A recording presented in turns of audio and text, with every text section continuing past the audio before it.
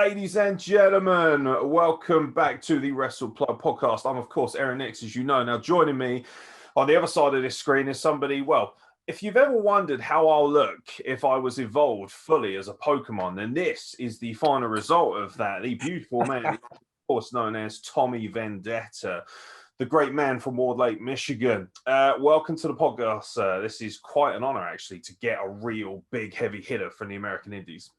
No, thank you. It's an honor to be considered a heavy hitter for the American Indies. Thanks for having me, man. No, I like your style of work, man. It's very much my cup of tea, as we were saying right before. Potential of being a tag team possibly down the line. Definitely, man. It's going to happen. Not going to step on Mr. Price's toes, though, because he will step on mine, and that will hurt.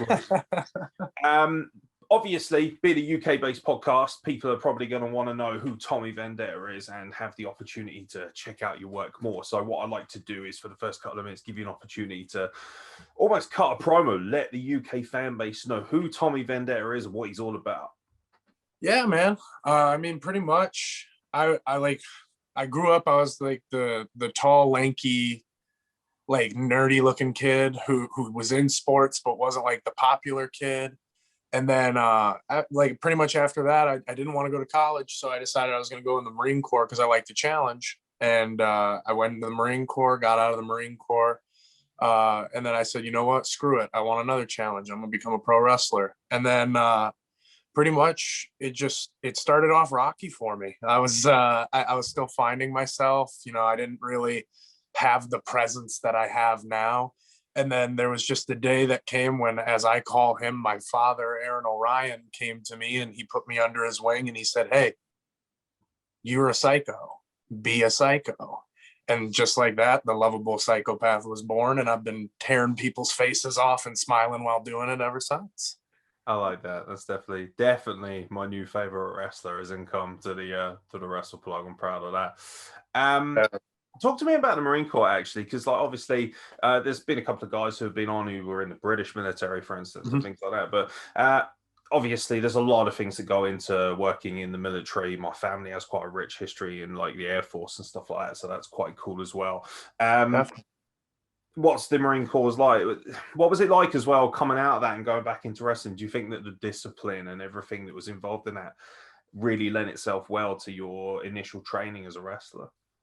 Oh, 1,000%. I think I had a leg up on a lot of guys that I was training with simply because I had that discipline like instilled in me at such a young age. Because I went in right when I was 18 years old. So I was just some punk kid who never really like had a purpose, I guess you could say. And then I have this grown man yelling at me every single day that I'm worthless. And I was like, oh my gosh. And I mean, it breaks you down, but it breaks you down to build you back up, and it builds you back up even stronger. And then it made me headstrong, I think, which like is good and bad because sometimes it gets me into trouble. But a lot of times, like in training, it was good because no matter how many times someone would be like, no, that sucked, I'd be like, okay, let's do it again. Or like, and I would just keep going at it. Like, it was almost like I would just like absorb the negative criticism or whatever. And I would just flip it and be like, all right, I'm going to change it. Let's go. And I think like the military definitely instilled that discipline in me to help me do it. And then once I got out of the military, I didn't go right into wrestling. Actually, I had like 6-7 months where I was like waiting because I didn't know if I like truly wanted to do it yet. And then I just finally hit a point where I was like, man, there's just no point. Like, I got nothing going on outside. Like, I got out of the military, had nothing. I need something. And I was like, this is the something that I think I need. And then I started doing it, and it's the exact thing that I needed. And I love it. Are you a homegrown Michigan boy?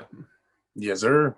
So obviously that's a state that has not only a rich history in terms of obviously the automotive industry and things like that, which is a bit stereotyped, but it's there for a reason. But it's also, it feels in many ways, from people I know who have been to Michigan, people who have lived in Michigan, they've said that it feels like a state that's been left behind. And a lot of people from Michigan have a chip on their shoulder, rightfully so, because it was one of those places, the United States, very much. I mean, there's some really great documentaries, which I urge people to check out about Michigan. You can find them on the internet, Netflix and stuff like that. Even Anthony Bourdain, weirdly enough, I remember when he went there before he passed on, that was something that really opened my eyes to Michigan a few years ago, because I'm a huge Red Wings fan. So I was just like, oh, cool. Yeah, I know. I was just like, oh, sweet. Like, you know, I've always had a real fascination with Michigan. Talk to me about the grit of it, because I don't think even now, even like we've got a lot of people from the US who listen and watch this podcast, and what's very cool about them is they still don't know much about what goes on outside their states and things like that, and we haven't had much of an opportunity to really touch upon Michigan's wrestling scene, as well as obviously its past and its rich history of being such a great state as it was for America. How's the mindset of being from Michigan and obviously probably growing up being a little bit more hard-nosed, a little bit tougher and headstrong, like you say? Well, it is. I think like there is a point where we do kind of have that chip on our shoulder. I know, like for indie wrestling, especially, like the like main guys that are always like prevalent on the Michigan indie scene. I can you just see by how they wrestle, they all have that chip on their shoulder, because we are kind of that like forgotten place, because we're in between Ohio, which has so much great talent right now. Like basically all of Impact was Ohio based for a while because they're that talented. And then you go right above us and you have Canada, and it's vastly talented up there. So that we kind of did get lost in the shuffle. And I think the Michigan independent scene is extremely slept on, because you got companies, I know on IWTV, there's Mr. Chainsaw Pro Wrestling and Ruthless Pro Wrestling are two like companies I've worked for. And they're both incredible. I know, like we always joke that there's like the Michigan strong style, because we do like it is the chip on the shoulder that kind of makes us go out there and be like, all right, we're gonna make you remember us. Like it's either gonna be because you go, oh wow, these guys are talented, or oh wow, those dudes hit hard. Like, and we're gonna go out there and we're gonna do both. Like, so I think a lot of that, and like just how the state in general has kind of come back from like being brought down. And I think a lot of it is like people assume that Michigan is like Detroit, and then they just categorize Detroit as this like negative place, when Detroit's one of my favorite places to be. Like it's beautiful there. Like the people there are just always, they're always fighting, they're always trying to get like more, they're trying to get better. And this, like the city and the state is always doing that same thing. So I think a lot of that like impacts the wrestlers too, because like it's instilled in us just by what's happening around us. And I don't think we always like recognize that, but I definitely do think it leaves that chip on the shoulder, because we got something to prove now.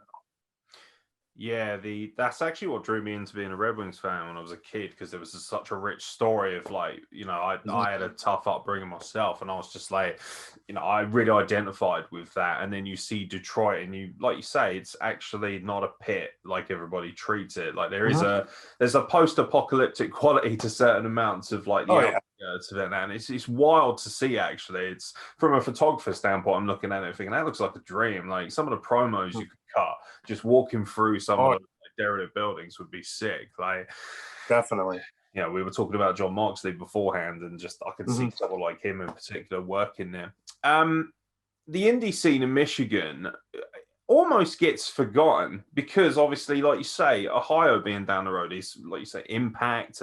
Obviously, Toledo especially got Trey Miguel and his wrestling academy bursting out there, Sammy Callahan, everything that goes with Ohio itself, which is, it does, to be fair, and it rightfully deserves it, you know, has a for sure rich pedigree, but so did Michigan. What's the indie scene like for you right now? Do you feel like it's still got a lot more to give? Do you feel like it's still an untapped resource in the United States? I think honestly, I think the indie scene across the United States is reaching a point where it's now becoming mainstream popular, where there are people who like you have like Bad Bunny, who is like an extreme wrestling fan, who probably watches stuff on the indies and stuff. Like Stephen Amell, who was Aeron, is friends with like guys like in the Bullet Club and stuff like that. So like I think that the mainstream appeal to indie wrestling is starting to become more prevalent.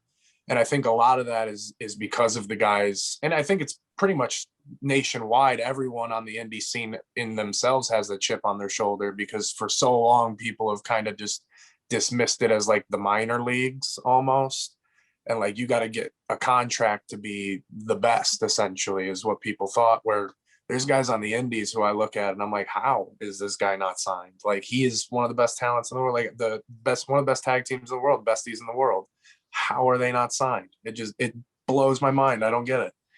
And then you got guys like Jake something, who'd been on the indies for so long, who the second he gets on TV, he's now just this extreme star. Same thing with Rohit Raju. And like both of those dudes they're both Michigan guys. And you see both of them come up, and like it makes it feel like something for us, like guys who are under them essentially coming up. Cause I came in and they were like, kind of took me under the wing a little bit as well. Like I traveled the roads with Jake, and I had a couple matches with Rohit, and they like gave me a lot of advice, and it helped a lot. And I was very grateful for that. And I always like looked up to them, and I still do look up to them, just like I look up to like Aeron and Jack, and I look up to all those guys, because they laid the ground path for me, so that I didn't have to like go in and do all the cement work. Essentially, I just got to walk the path. And then now I've reached to where I'm now having to build the road for myself, and I have all the tools to do it because of guys like that. And I think that's like that around the indies as well. And that's something that people don't realize, is that that's what the indies is it's guys giving back to each other, and like giving back to guys and gals and stuff like that. So like, I just think that indies in general is on the road to a big blow up here in the next couple of years. Yeah, it's ironic actually, because like we had our big boom. You probably recognized it. Oh yeah, very much a couple of years ago, especially Progress started kicking in, and all these different places. Definitely. Before you know it, like it's crazy. 1 minute, you know, I'm working ring crew on a Progress show, and the next minute, the guy who was sitting next to me is on WWE NXT, and I'm like, what the hell just happened? Like it really blew up really big. But Definitely. that said, now there's a real hunger to get out to America because of the opportunities that have been afforded. Now, when COVID hits and obviously dismantles a lot of what we consider a normal culture, wrestling over here pretty much ceased to exist in terms of the independence. It was left. Even the UK has only recently just restarted, and obviously that was probably the main landing point that most of our independent stars would hope to get to, and then obviously use that to jettison themselves to the States. How was the initial impact of COVID for you? Because what people don't realize as well is that independent wrestlers, doesn't matter how good you are, doesn't matter how many dates you are, you could be working so many dates, but a lot of us, in particular somebody like yourself who is very talented, still has to work full time, still has to make money, still has to make ends meet and make that graft every day. So what was the mental impact like? And also, I mean, obviously physically it doesn't seem to have impacted you at all, which is good to see. And obviously I imagine military background helps greatly in terms of discipline. It still whooped my butt. I lost about 30 pounds during the whole thing. So wow, I think I gained 30 pounds just some of these matches. But yeah, how was the mental impact? And also, you know, in terms of just getting bookings, the business of things, how did it impact Michigan, especially? Because Michigan is not a rich state in terms of finances. It's a rich state in terms of culture and personality. I mean, for like Michigan indies, essentially, it was a year ago this week that everything basically stopped. And like, I remember we wrestled, it was at a promotion called XICW in Detroit. I had wrestled 3 times that night.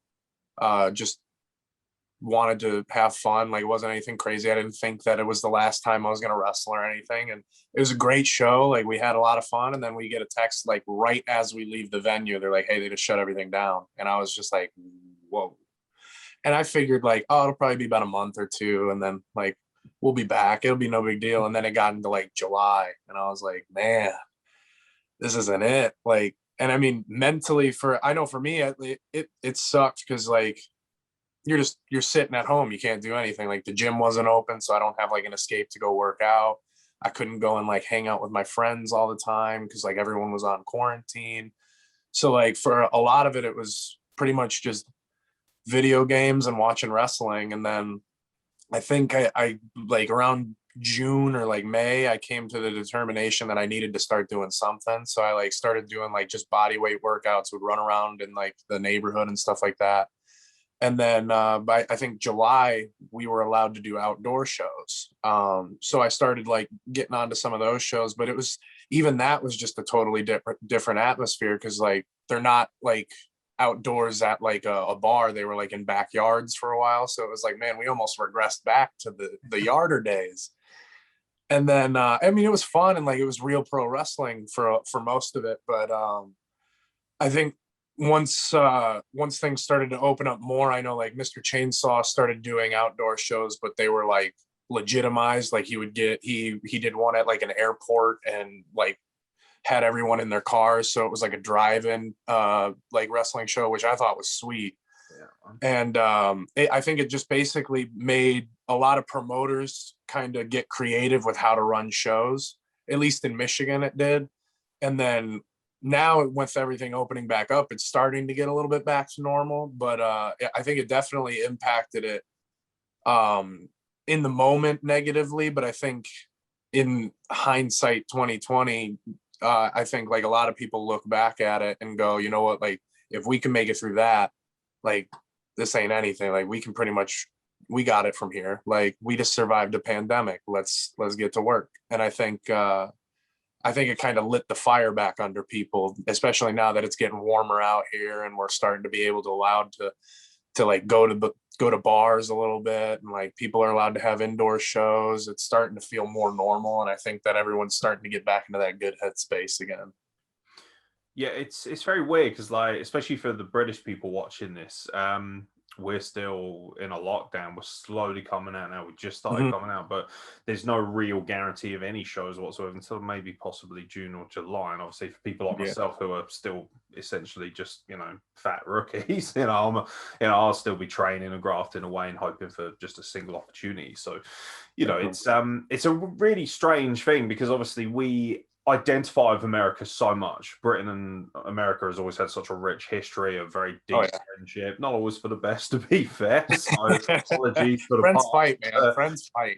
Yeah, I mean, everyone's got to get their independence somehow, and frankly, you earned yours. But yeah, the reality of the situation is that it's ironic actually. It's a very typical British response. It's like stiff upper lip, lads, keep it up, and all that. We've sort of kept it sort of very, very close guarded in that respect. So obviously, with things starting to kind of set into motion again for you, being able to go out wrestling. I know you wrestled obviously a couple of times this weekend, which was must be threading for you. It's weird, isn't it? Like normally that would be bread and butter, and here it is. It's like it feels like a novelty again all of a sudden.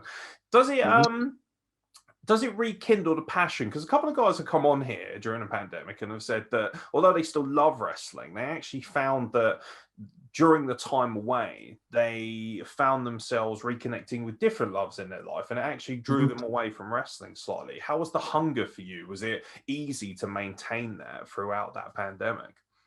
Oh, I like lost I wouldn't say like my passion for wrestling, but I guess like a little bit of my like desire to watch it during the pandemic, because it was kind of hard because like I always loved watching wrestling, because then I'd go and I'd still be able to go and wrestle on the weekends and stuff like that, and then and like still chase my dream, but I wasn't able to do that. So I essentially would slowly stop watching like product that was going out on TV and stuff. I just wouldn't watch it, and I would like rewatch my old matches, and I would pinpoint all the like things that I did wrong in it. And then I would go through and I would just, how many matches did I have this thing that was wrong? How many matches did I mess this up? How many matches did I mess this up? And I just wanted to like essentially use the passion and like not lose the desire as much as I like really just didn't have it. I was like, I'm just gonna put it all back into it and just drive through it. And there were some times where like I just didn't do it. I would wake up and I didn't want to do like watch my matches, or I didn't want to think about wrestling, so I would like play video games. But then I'd be like playing Assassin's Creed and something would happen in the game, and I'd go, oh, what if I did something like that? That would be kind of nifty. And then I'd find myself just automatically going back to thinking about wrestling. So I think just my passion for it outweighed my desire to like watch or not watch it. So I think that helped me a lot. And then the second things opened back up, it was like the beast was unleashed again. I was like, all right, I got a lot of stuff that I want to do now, guys. So let's get to going.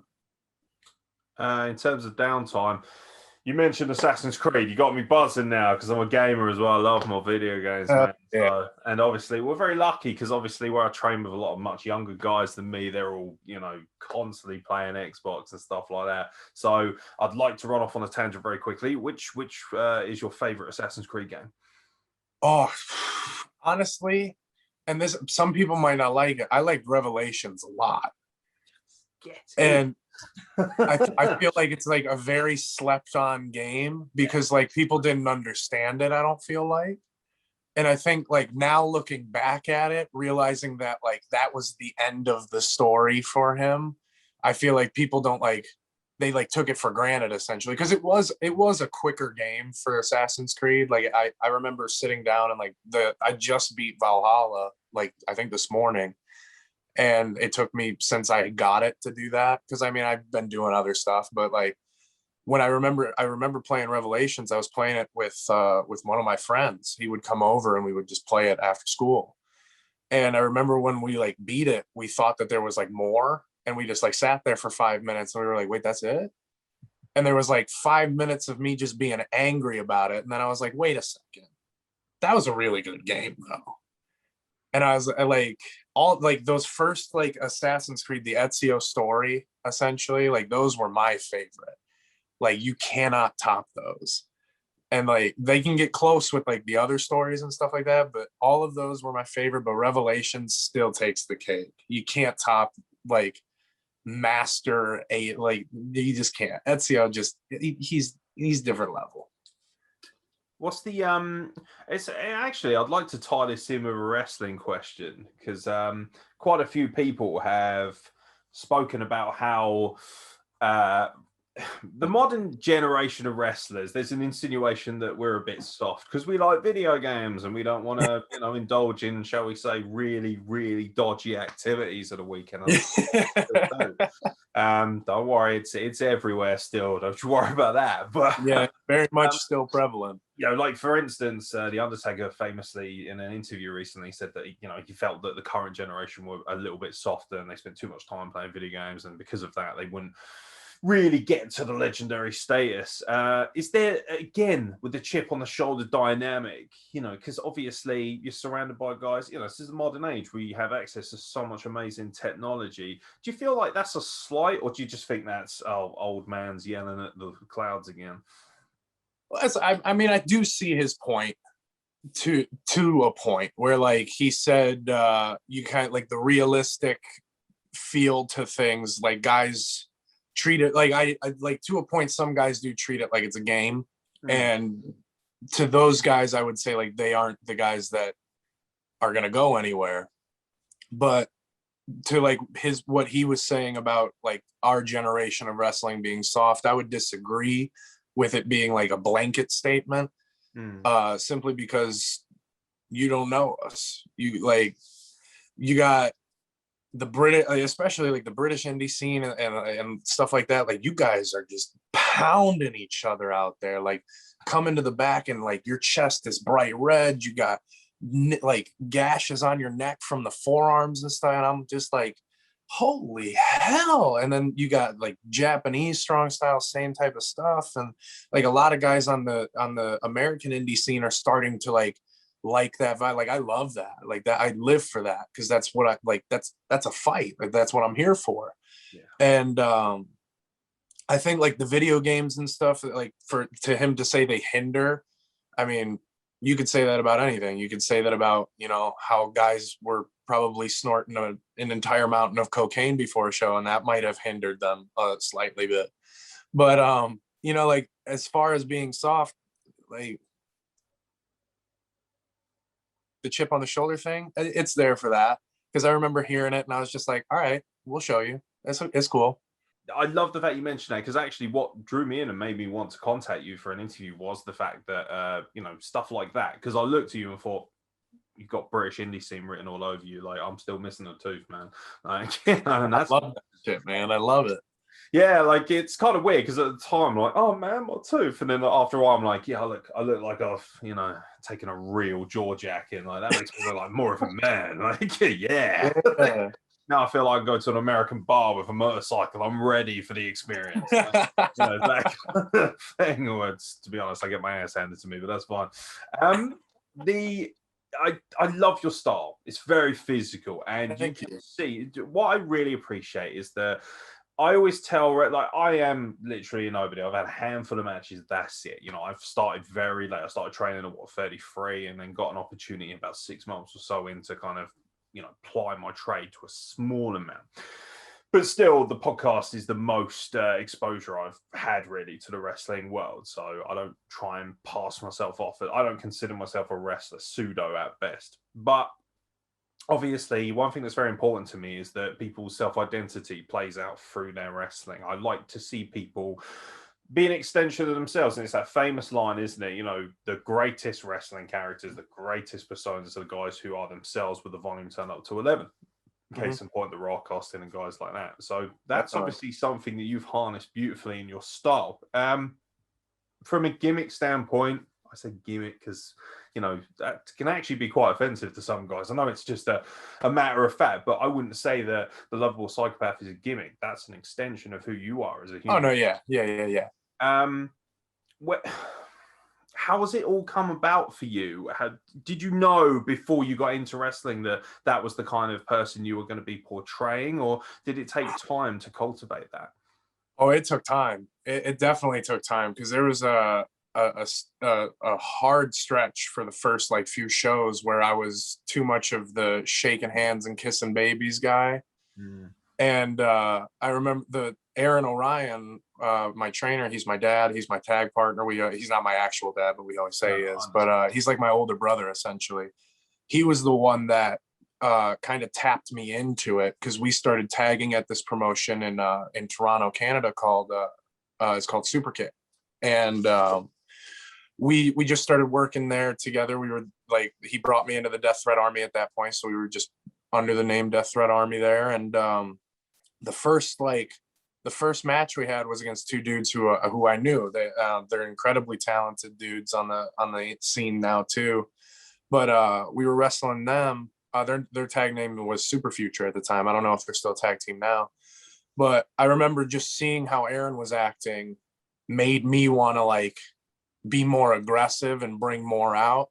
And then the more that we started being there, we started to become more of like the bad guy, the heel type stuff.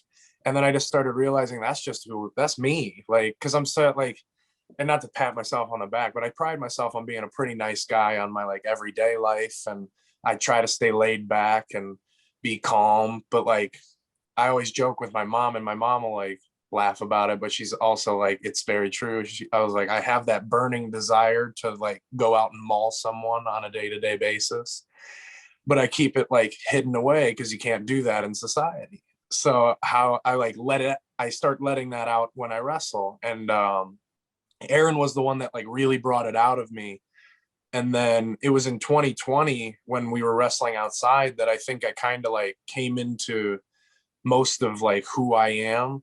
Because I was tag wrestling for most of my first like 2 years in the business because I was traveling with Aeron. And then for 2020, it was just me. Everyone like had their other things that they were doing. They had personal things they were like handling. And so I was the only like Death Threat guy that was going out and wrestling consistently. So I was like, I want to carry the name with like the brand. And like the brand is, we're just this band of psychopaths who are going out and we're going house to house, street to street, and we're going to just kill everybody. So I just started like really letting go and like kind of like, because I had a little bit of anxiety about like people going like, oh, is this going to be like weird? Are they going to like judge me for like something that I say?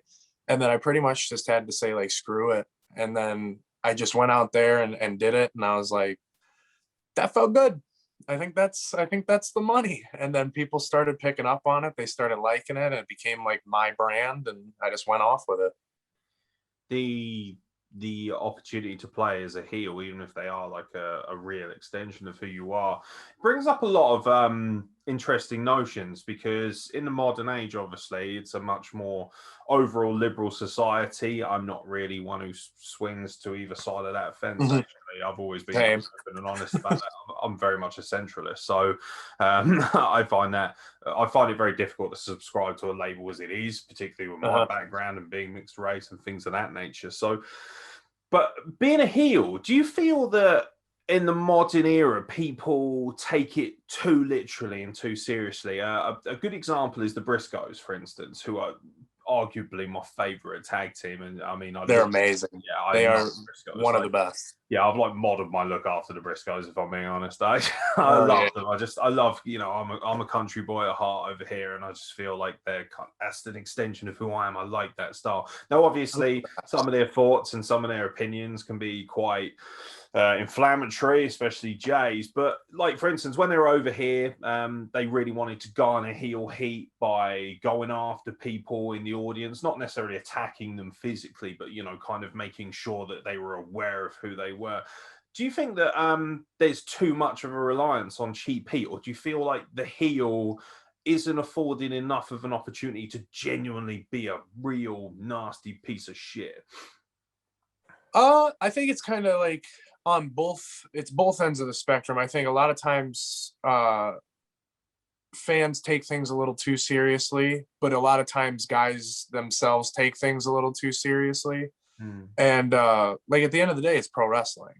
And like, we're not like, no one's intention should be to like go out there and like hurt anybody's feelings or make anybody feel uncomfortable or anything like that. But to a point, like, you do need to make people feel uncomfortable. You do need to push that line a little bit, because that's what we're all about. That's basically what made professional wrestling, is we took what people thought was normal and we started flipping it on its head. And then like you had guys like the Dudley Boys who would go out at ECW and they're like screaming at the fans and stuff like that. And that worked for that like group. They love that because that's like that like hardcore fan base that thrives off of that. And I think a lot of it's just like knowing the crowd, knowing where you are. Cause like there's been times where like where I've said something and then like right after I say it, I'm like, oh man, that might have crossed the line.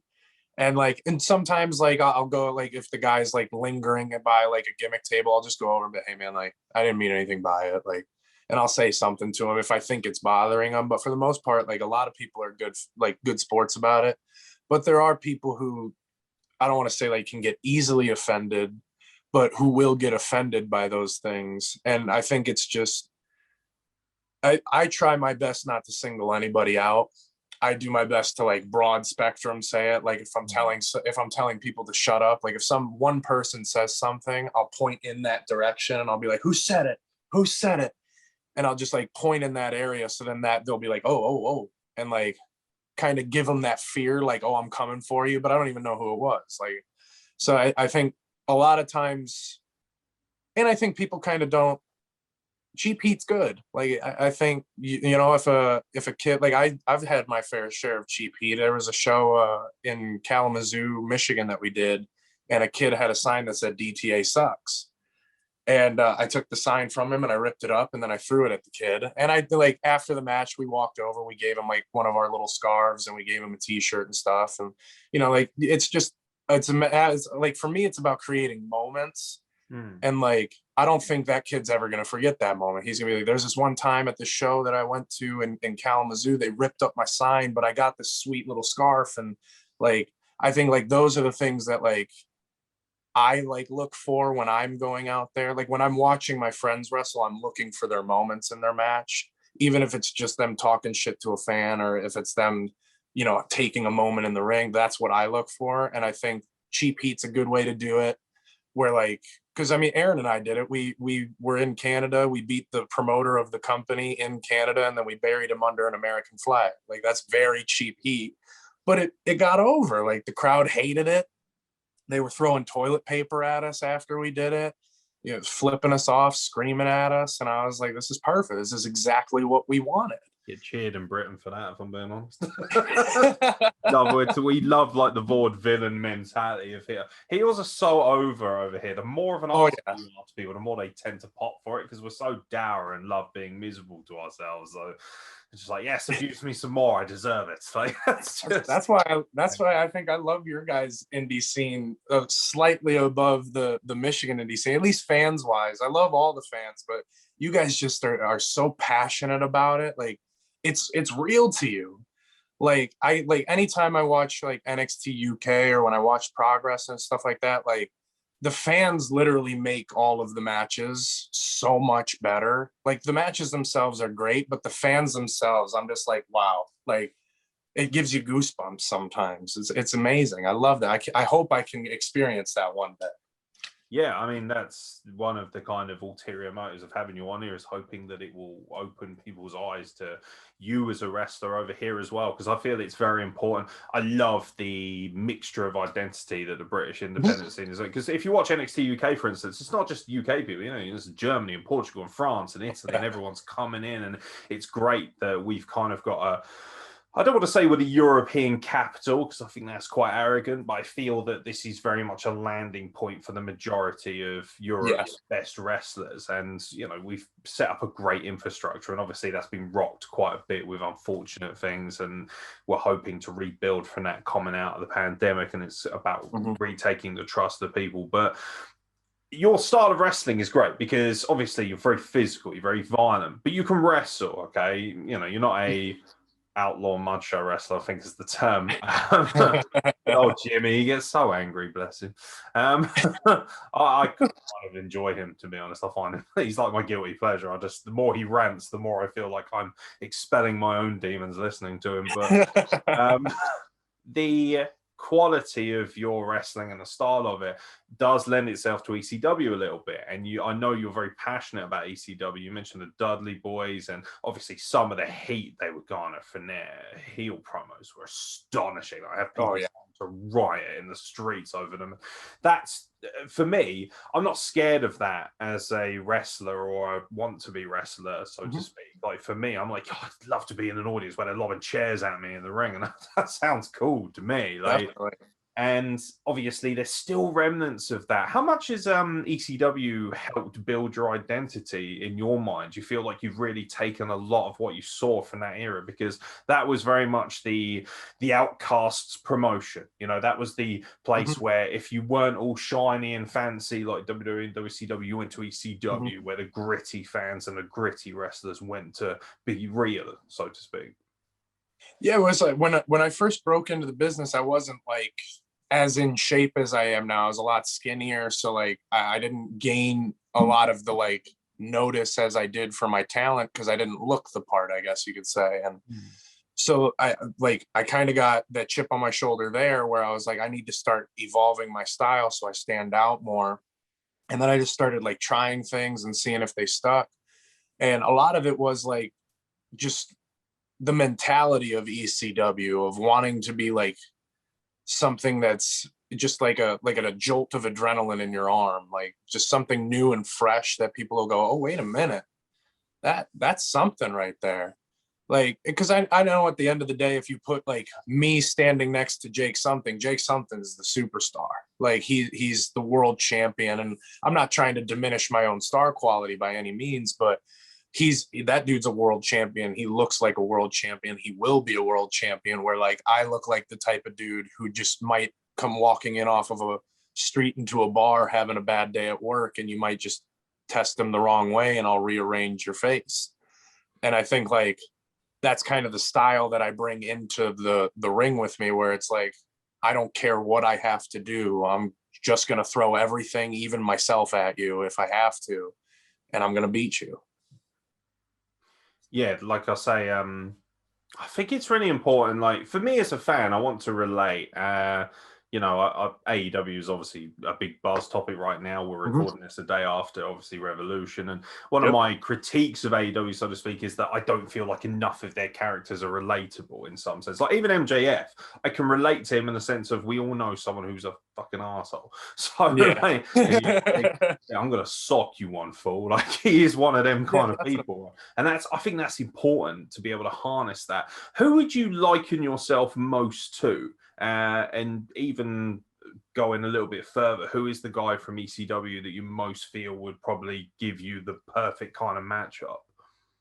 Oh, perfect matchup for me, I mean, in my head, it would be Sabu, because I think he like very much embodied the reckless style, like where he would just throw his body and do the most crazy things to himself, and he would just keep getting back up. Like the dude ripped his bicep out and just taped it up. Like Yeah. you can't beat that. And I think like for me, that's like my ultimate dream match that I like probably will never get. But it just like I think that like the styles for like I emulate a lot of my things off of like him and RVD, even like Rhino and stuff, like some of the mannerisms and stuff. Like Rhino to me had some of the best wrestling mannerisms that people never even talked about. Like every time someone would kick out of something, his eyes would always get so big and he would look so shocked. And I was like there's so much talent at that place. And I think a lot of it got slept on, and that's why like I kind of take a lot of that and use like incorporate it into my style now, because like that's essentially what got me to loving wrestling. So it's like my homage to them, like, hey, I'll do the reckless style too, because I loved it. I love it, and I'm gonna keep doing it, and people can call it whatever they want. I got the shirt on that says stupid and reckless and everything. Yeah, yeah, put me on one of those. I'll certainly drop some money on that. Yeah, definitely, bro. Very much a motto I've lived by. I loved ECW personally because I always felt like I was an outcast. And you've probably seen it, that famous promo that Paul Heyman does for their first pay-per-view, where he riles up the troops, and he's like, very much. Obviously, you're allowed to swear on this, by the way, as you probably noticed. But like, he kind of says, like, fuck you, you're wrong. Fuck you, we're right. Fuck you, we will go out there and show you what we are made of as individuals. And he was able to, like, for all his malfeasance, he was an individual who was a motivator. A motivator of men and women.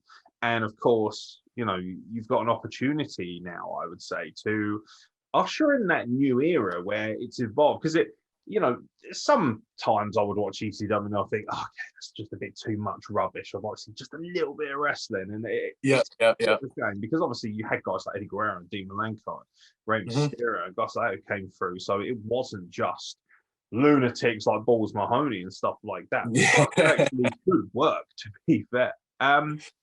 Is there I'm very curious about this, being from Michigan, because obviously the famous sons of Michigan are guys like the Motor City Machine Guns and Rhino, who's obviously a guy you mentioned. I always feel like Rhino gets such a raw deal compared to other guys. Like, like I loved his look as well, because he didn't look like your archetypal bodybuilder. He was like me. He was just a very big unit of a human being who could run. He's a stocky, meaty guy. Yeah, exactly. He looked like a premium running back. He just runs great.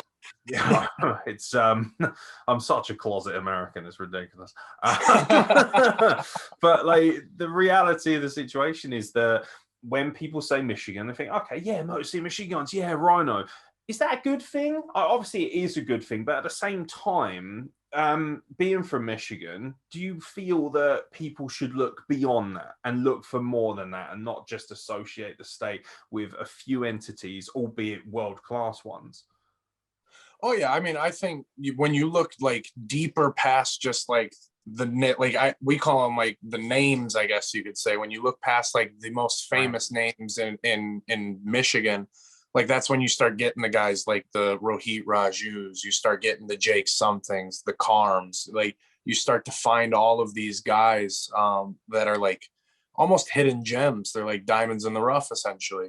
And especially like guys that, like in Death Threat Army, you got like Jack Price and Aaron Orion and Isaiah Broner are like, and everybody, Alex Weir, Adam Wick, all of those guys are like, they have so much untapped potential and they continue to get better. And I think like it's a good thing when people say like, oh yeah, Michigan wrestling's like Motor City Machine Guns and Rhino, but then like look past all of that and then start seeing the new now too, because there's some superstars that you haven't even heard of yet that are going to be superstars here in like 2-3 years, or even right now. Like you got Rohit and Jake on Impact, who are two, in my opinion, one of the biggest draws in the company.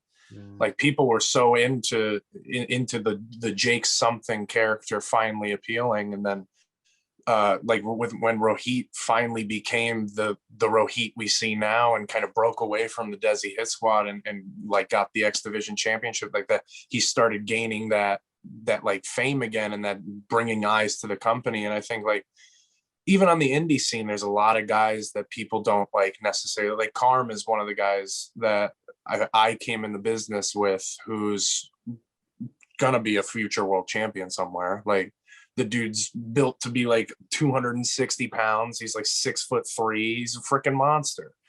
Like you can't teach that. And he's an incredible worker. So I think looking past the surface, and that's like any city or any state or anything like that, like looking past the surface and actually going and seeing what's there now, you might just find something new that you might like. It's an easy question. It's very much it's a home run hit, really. Would you like to work with Rhino and Motor City Machine Guns? Are they the pinnacle for a lot of guys from Michigan, or do you look further? Oh yeah, I actually got the privilege to wrestle Rhino, and I wrestled him twice in a relatively quick span of time. I wrestled him in a singles match, and then we wrestled him in a tag team match. And both times I absolutely loved it. I had to keep telling myself mentally to stop just like sitting there and staring while he was talking. I was like, you actually got to listen, because I was like, man, this is somebody that I like watched on TV growing up. This is very cool. And I think that was the moment in my head where I realized, I was like, man, you're not just playing pro wrestler anymore. Like you made it to the dance, bro. Like now it's time to get serious. And but the Motor City Machine Guns, I actually got to wrestle in a match with Alex Shelley. No Chris Sabin, but it was just Alex Shelley was in the match. And just in him being involved in the match and hearing what he had to say, I was just sitting there and I was like, this guy's got more knowledge about wrestling than I think I might ever know. Like, this is the most ridiculous thing. And I think for me, I would love that match. Death Threat Army versus Motor City Machine Guns. I think that would be a money matchup. And I think they are essentially like the pinnacle of Michigan indies. Like, I think pretty much we joked about it when I wrestled Rhino. Everybody like went on the ride home was like, you've officially made it on the Michigan indie scene. You worked with Rhino. And I was like, oh, sweet.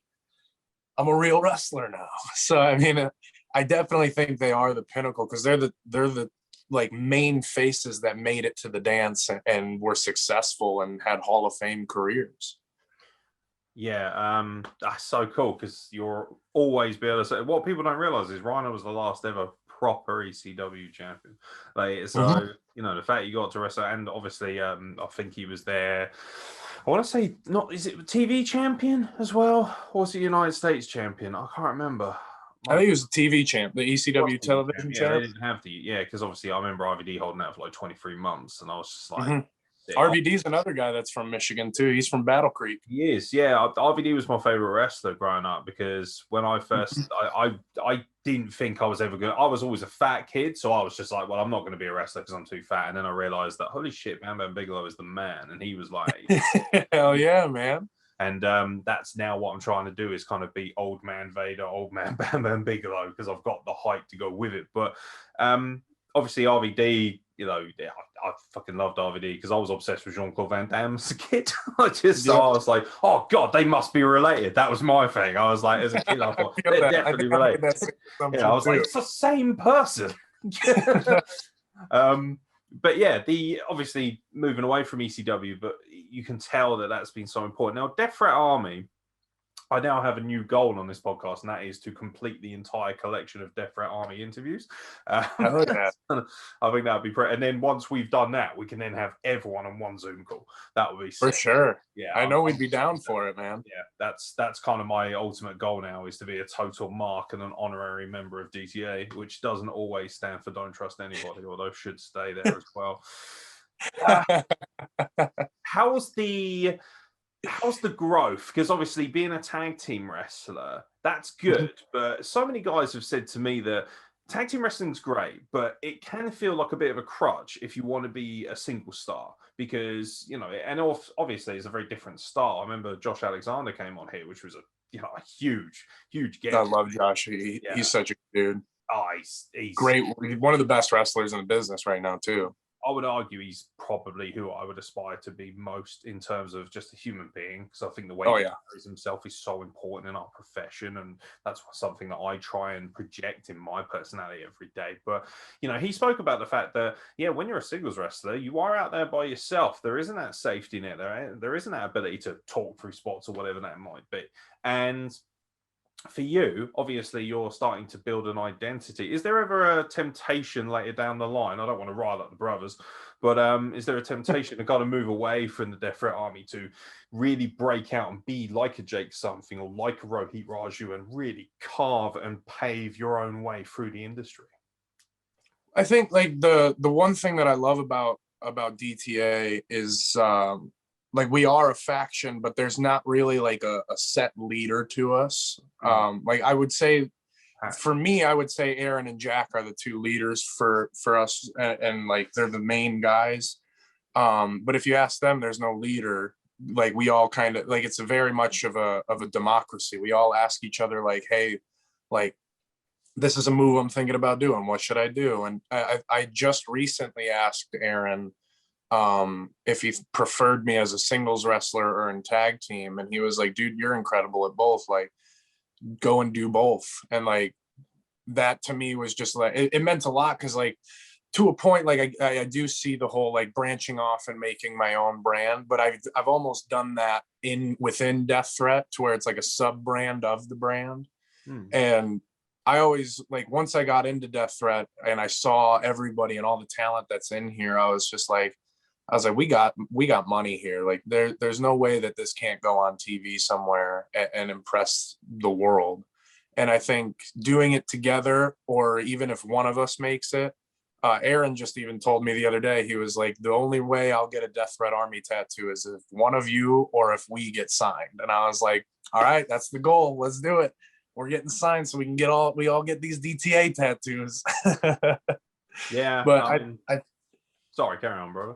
No, you're fine. But I think it pretty much just boiled down to for me at least, it was focusing on myself, and then the rest kind of falls into place.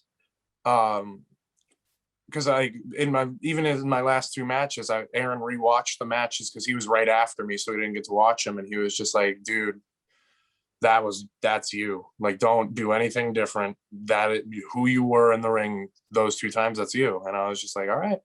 And like I feel like now, even since we've had so much time apart from each other and tagging, like Aeron and I haven't tagged in I think almost a year now. And I still think it would be even better, probably 10 times better than the last time we tagged, because we both evolved in our own respective talents and our own like craft, that I think it would be so much better once we put it back together. And then I've said it before, I don't think there's a tag team on the indies that can step into that ring and outshine us when me and Aeron, or me and Jack, or Jack and Aeron, any of that combination is in the ring. What's the dream tag team match for you guys? Is it an ECW classic, or is there something more like, we spoke about Motor City Machine Guns, and obviously we know how much that would kill it. Do you have any really lofty aspirations? Is there a pinnacle to where you see your career going? Well, it's like for me, and I don't want to speak for Aeron, but I can almost speak for him. Like I got into the wrestling business to be the best. I didn't do it just because I wanted to like go down in history as being like a really good wrestler, or like the 15th best pro wrestler of all time or something. I got into it because at the end of the day, when pro wrestling's all said and done and people put their Mount Rushmore on, I want to be one of those faces. And I think that's the same thing for Aeron, and that's the same way we kind of approach everything we do, tag wise or singles wise. Like we go out there and our goal is to outshine and be the best. Like, and I think a lot of times, for at least I know that me and Aeron were just talking about it too, where it's pretty much just give us the opportunity and you ain't gonna not give us the opportunity again. Like we have never disappointed when we show up to a place. We always show out. And I think personally, for like dream matches for me, Motor City Machine Guns would be one. I'd love to wrestle with the Besties again. I had so much fun with them in the first match that I definitely want to do it again. The Young Bucks, you can't not want to wrestle the Young Bucks if you're talking tag team wrestling. Um, who else is out there? Probably the Usos too. Like those would be like my main like good tag team, and the Good Brothers. Because it just there's so many like good tag teams out there, man. Tag team wrestling, I feel like, is reaching a pinnacle in the indies and in wrestling in general, where like it's really starting to like get up there with singles, where you could have like tag belts main eventing shows now and stuff. Yeah, I've got Proud and Powerful comes to mind as well for me. Oh yeah, at least that's a great style. You know, I feel like you guys would mesh beautifully down. They're probably my favorite tag team in the world, to be honest. And that's it's kind of weird. Like at the last show I was on, like I came out in like these kind of like cargo jeans and a snapback, and everybody was like, "Man, you look like a member of LAX." I'm like, "Holy shit!" Like that's the coolest thing anyone's ever said to me in the business. So I was just like, I mean, those dudes are out there doing some of the craziest stuff. Like they're I think they're probably the peak right now. Is there a particular company that you've sized up? Like so many wrestlers, the pinnacle is WWE. They want to be in WWE. They want to be in that system. They want to wrestle John Cena at WrestleMania, that kind of stuff, the big money payoff. If I told you to put your head in the clouds, what's the true dream scenario where you can look up to the heavens and say, that's it. I've reached that pinnacle. That's what I wanted to do. Honestly, like if you asked me 6 months ago, I probably would have said going to WWE or AEW. And then ask me now, I'm kind of happy being unsigned. Like I like making my own schedule. I'd like to wrestle more, obviously, get my name out there and get some big bookings and stuff like that. But you know, it's not necessarily like where I want to go. It's like I just want to I want to be remembered in the business. I want people like, if I got hit by a bus in 10 years and died, I'd want people to go, wow, remember this match, remember this match, remember this one, remember this, remember this. Like I'd want people to remember me for that. And I think now we've reached a point in wrestling where you don't necessarily need, like, as people call it, the Fed to be remembered. Like Kenny Omega and the Young Bucks were indie superstars essentially forever, even once they left like Ring of Honor and New Japan.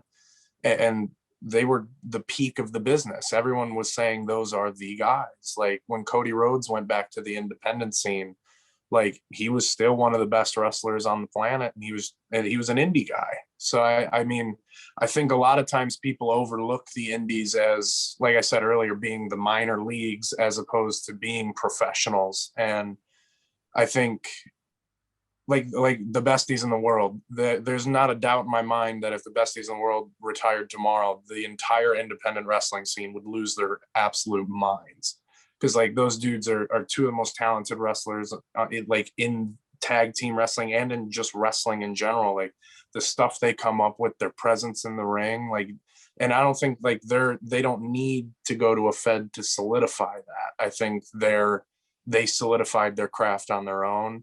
And I think for me, I just want to like get to the point where like nationwide, worldwide, people kind of can solidify my craft, and like I've become that like worldwide name that's like popular enough to where people are like, yo, when's he gonna go to this place? And I can just sit back, relax, and bide my time. Pretty much just want to make money, have fun, and do what I love. I love that, because it's really funny, because like I cop a lot of heat on this podcast because I'm not a big Kenny Omega or Young Bucks fan, and like I love their New Japan work more than I did like the North American stuff. And I don't know. Yeah, I mean it's subjective, isn't it? At the end of the day, like, you know, I mean, pro wrestling, man. Yeah, exactly. Like, you know, for me, one of my favorite all-time mic workers is Joel Gertner. Like people like I feel like people are forgotten Joel Gertner way too much. Just such a cool guy. But the fact is that they created this identity, like you've just said, where now it isn't a necessity. And if anything, the one thing I really do love and respect about them is that they've carved their own way. They pretty much helped create AEW, along with obviously the help of a billionaire certainly helps. That's yeah, that's definitely a good little added addition. The finances, it is still all about that, I'm afraid. But you know, the drive was there, and the determination to say, no, fuck you. You know, that isn't going to be the only game in town. And now all of a sudden, the indies is so huge. In terms of traveling abroad, is there anywhere in particular you'd like to work? I know you've mentioned Britain, obviously, but I imagine your style actually would lend itself quite nicely to some of the promotions in Japan.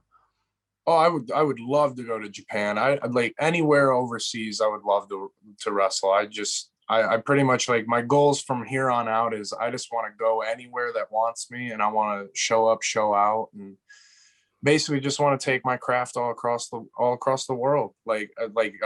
Ireland's a place that I would love to go to. You obviously Britain, you have just like there's tons of even Germany, there's tons of places out there. And like there's so much wrestling over in Europe that isn't like, I guess you could say, the mainstream indie stuff. Like people know Progress and like OTT and stuff like that. But like I said, there's places in Germany, there's places like all across Europe that like are incredibly good, and they have incredibly good talent. And I just pretty much would want to go any of those places. I'd love to go to Japan. Even if it was just for like a week, I would love to go just to like see the culture too. Because like I in the military, a lot of guys when they go into the Marine Corps, they get to go to Japan for like 2 years right out the gate, and I just didn't get selected for that. I was like kind of disappointed. I was like, man, Japan sounds like it would be pretty sweet. Like they got cool tattoos and stuff there. I love all that. Like they got the samurai culture. There's so much cool stuff over there. Like I just would love to like travel, get as much knowledge, like see different styles of wrestling, because it changes everywhere you go. Like you go to like Kansas and they wrestle one way, and then you go to like Japan, they wrestle a totally different way. And like you mesh those styles sometimes and you have money. And I love seeing different styles of wrestling and seeing how people like seeing how their minds think and seeing how they put things together. I love all of that. That's pretty much just what I want to do. Is I just want to see like as much of the wrestling culture as I can. Yeah, the first thing that comes to mind when I see your social media is a true hunger, a true passion. As we work towards the end of things, and obviously not the end of things, you'll be back. I can guarantee you that if you want to. Obviously. Definitely, no, definitely, man. I'd love to be back on the podcast. Like, get your ass back here. But like, it's yeah, I swear to God, every fucking podcast is a Vince McMahon impression. It's kind of like culture at this point. Oh, yeah. that's my claim to fame, is that I'll just be a parody of Vince. Not legitimately. Don't worry, people. But obviously so many trainees watch this podcast, which I'm really proud of, because they can watch anything and they're a much better podcast if you want to learn about a business than ours. But obviously something I like to get a handle on is, like, Josh Alexander had so much wisdom. Like, just sitting there for an hour listening to him, I was like, knowledge just pouring into my head. And I get a similar vibe from you in terms of your professionalism, your approach, and the way you handle yourself. Your cadence is excellent. Is there anything you really would suggest, advice-wise, when it comes to trainees? Because I know a lot of them will be watching. What's like a really important core aspect of being a wrestler that all trainees in your mind should have and should take very seriously? The best advice that I was ever given was close your mouth, open your ears. Like just sit there, shut up and listen. Like especially like with a guy like when like guys like Josh Alexander are sitting there talking, like he has so much knowledge that people might not even know about. And like he's probably he's forgotten more about wrestling than I may ever know. Like the dude is technically sound. He can go out there, have like a 35-minute classic match. Like he's incredible. So if he's giving me advice, I'm gonna just sit there and like shut up. If he tells me, hey dude, that part of your match was awful, I'm gonna go, okay, thank you, it was bad, I'm gonna work on it. Like but like the second part to it is ask questions. Like if someone says something to you and like you don't fully understand it, and they act like, hey, did you get that? Just be like, oh, like, could you explain it a little bit better? Like, I didn't fully get it. Because I think like a lot of guys are afraid of like, because I was like, when somebody tells you something one time and like, oh, could you say that one more time? Like they think, oh, he wasn't listening. And it's like, no, I'm dumb. I get dropped on my head a lot. I need you to like say it twice so I can fully comprehend it. So like, just basically be quiet and listen and ask as many questions as you can think of. I used to make Aeron I'm almost positive I used to piss him off with how many times we would have a 3-hour training session. I'd leave training and like half an hour on the way home, I'd message him and be like, hey man, what about this? And he'd be like, oh yeah. And then like 2 hours after that, I'm like, oh, okay. And then what if I do this? And he's like, okay, I got to go to sleep, dude. We talk like the next day. And I'm like, oh yeah, yeah. And then be like 3 a.m. and I'm texting him, hey dude, like I thought about this too. Sorry if this wakes you up. Boom. And I'm like, it's annoying to a point. And there was times where he would be like, hey, shut the hell up, leave me alone. But then like, but just ask as many questions as you can. Like I'm still asking questions. There's like every time I finish a match, I'm usually sending the match to Aeron or Jack or anybody who will essentially give me advice on it and be like, hey dude, what did I do wrong? Like look at this and tell me what I messed up. How was it? How was the everything, the pacing, all of this? And a lot of it in training is just repetitions too. Like it might seem annoying at times, but taking the same bump 16, 17 times in a row, it's going to hurt, but it's getting you to the muscle memory. So that way, the next time you take the bump in a match, you're not going to get hurt. And I think a lot of people get discouraged by that, because I know in training sessions that like I've been with Aeron, when we have somebody run the same thing like 3-4 times, you can tell just by their body language, they're getting annoyed by it.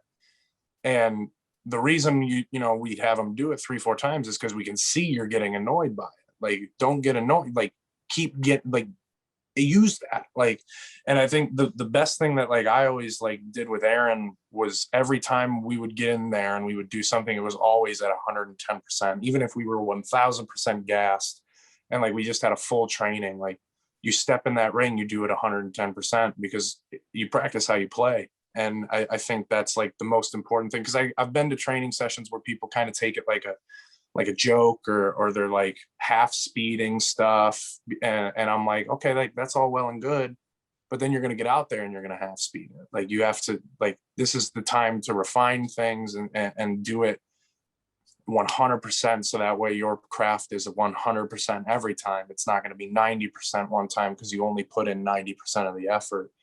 And I think like guys like, especially guys like Josh Alexander and like Jake something and those types of dudes are extremely good to like see as success stories for that, because like they just shut up, got all of the ability that they had, and now they're doing exactly what I love seeing like guys do when they get to that point. They're giving back to people. And like Josh Alexander's putting guys over on the indies over on Twitter to like indie companies and stuff. And like he doesn't have to do all that, but he goes out and does it. And I love seeing that. And I think like that just comes from the whole him being that teacher and like wanting to train people. But then like, that's just people need to like accept it. They just need to sit there and like, even if it's just like random advice on Twitter, I love seeing like Aeron will randomly put little things on Twitter, or like Gringo Loco will show like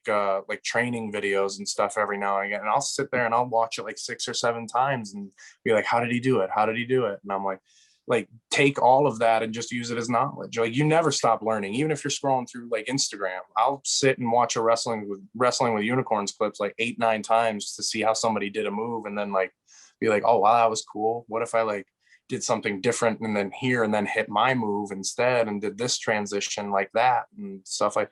And like, you are always learning, you're always evolving. Like, never be content, because I even said it like not that long ago. I got content at a point in 2020 where I was like okay with just being the good local guy for now. And I used the excuse like, oh, we have a pandemic and like, oh, we can't really travel, so like I'm kind of limited to this. But it's like, also screw that. Like, always get better, never be content. Like, that's my best bit of advice to people is listen, learn, never be content. Like, that's it. Should put that on a t-shirt. that would sell, to be fair. I like that. That's a nice idea.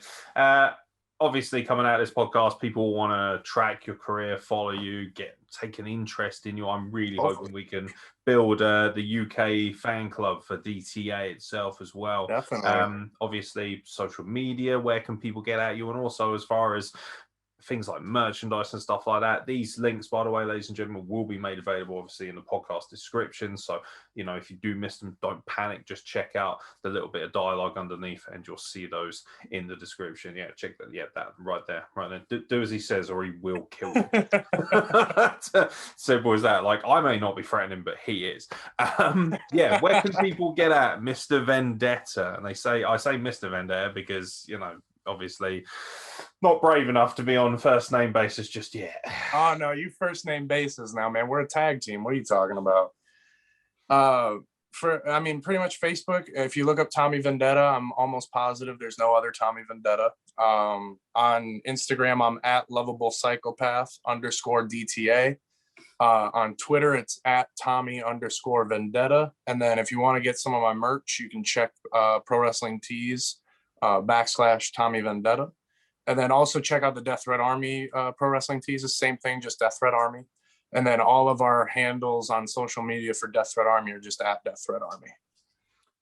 Yeah, and as I say to a lot of people watching, if you need a hand with Pro Wrestling Tees, contact us if you live abroad, if you're in Europe or whatever, because they do ship internationally, but customs can be a real pain in the ass now, especially with Brexit in the UK. So, oh, yeah.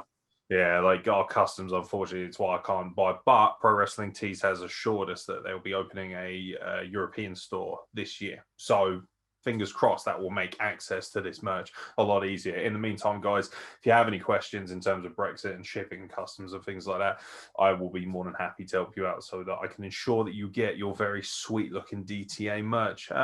Tommy Vendetta, I'm a big fan personally. I really am. And thank you, man. Appreciate having you on is genuinely so cool to me because I am of the opinion that the true stars don't necessarily get the social media presence or the platform that they deserve. So this podcast will always be afforded to you, the DTA brothers, to everybody who, you know, pounds the road the same way that you do. So feel free to come on whenever you like. This is honestly, definitely, man. This is your platform, not mine. But yeah, most importantly, thank you very much for giving us your time. It's an incredibly humbling experience, sir. No, thank you. Like you said, it's a humbling experience for me to be considered as good as you think I am. So thank you so much for having me, and I'm definitely looking forward to doing it again. My pleasure, man. As I said, ladies and gentlemen, don't forget to check out, obviously, the social media links for Mr. Vendetta. And like I say, you can call him Tommy, but do it at your own risk. But yeah, thank you very much, man. We'll catch you very soon down the road, hopefully. Appreciate you, man. Thank you. Thank you.